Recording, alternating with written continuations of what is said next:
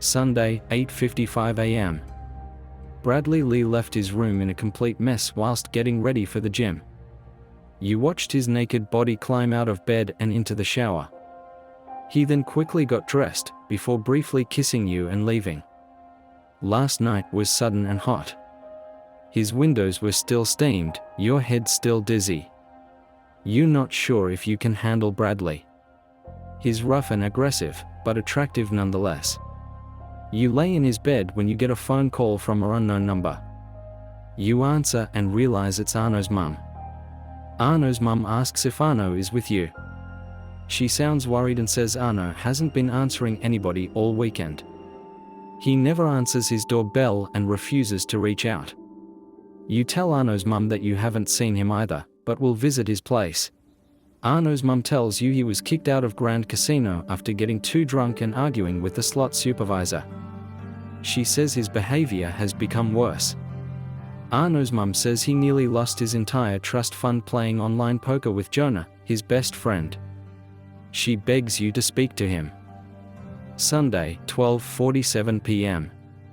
You find Arno's address. You can't help but feel nervous as you wait for him to answer the door.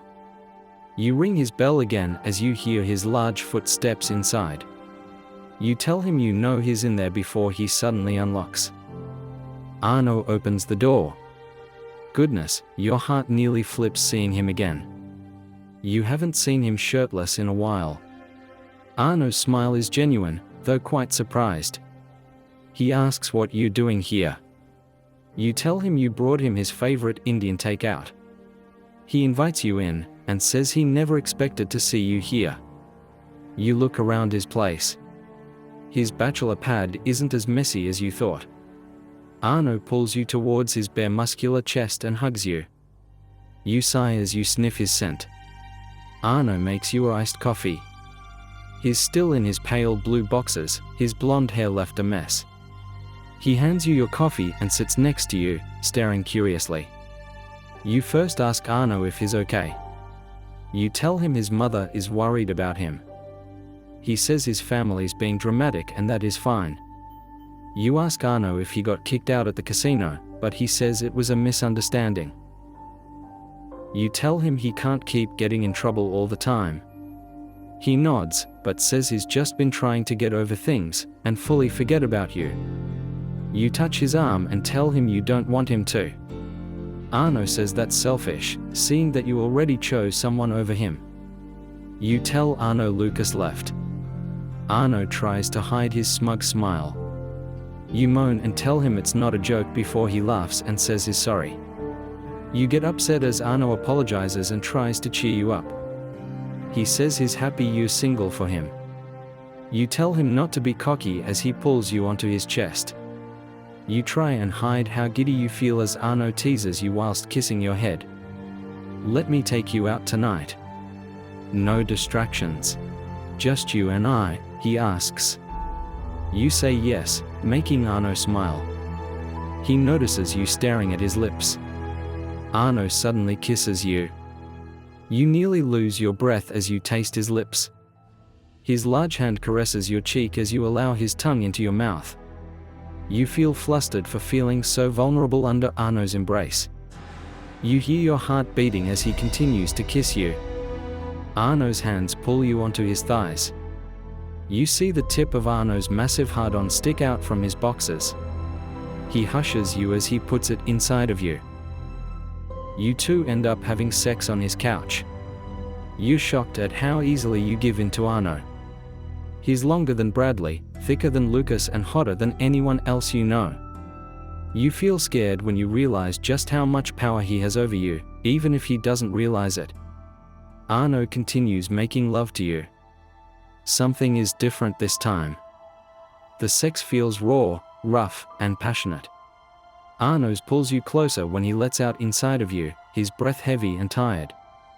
He kisses your neck and shoulders gently, cherishing your presence. Sunday, 7:15 p.m. You and Arno go for a drive. Arno parks his car outside a building. He tells you to be quiet as he unlocks the back gate of the private school.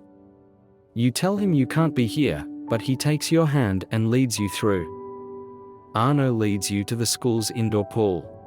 Arno sees you nervous, but laughs and tells you to relax.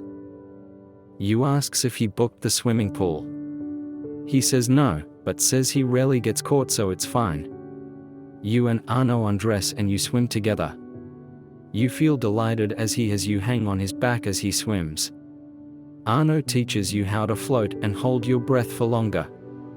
Later, you and Arno sit on the pool side as you have the treats he bought. He stares at you both dangerously and seductively. Arno used to have his water polo lessons at this swimming pool when he was part of the provincial team.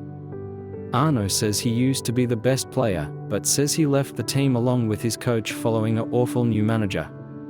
You ask him if he's really okay after everything. Arno says he's much better having you with him.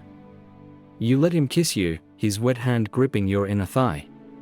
You tell Arno about Jessica, and how she rudely told you to leave him alone. Arno says he can't stand her. He tells you to also limit the time spent with Chelsea. You nod and agree. When you apologize for Lucas fighting him, Arno shushes you by saying you're worth every punch. You smile and kiss his dimples. That's when your phone suddenly rings. You answer and hear Bradley's voice. Bradley Lee asks where you are. You say you're not home. Arno suddenly takes the phone from you.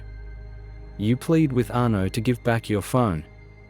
Arno tells Bradley that you're with your boyfriend.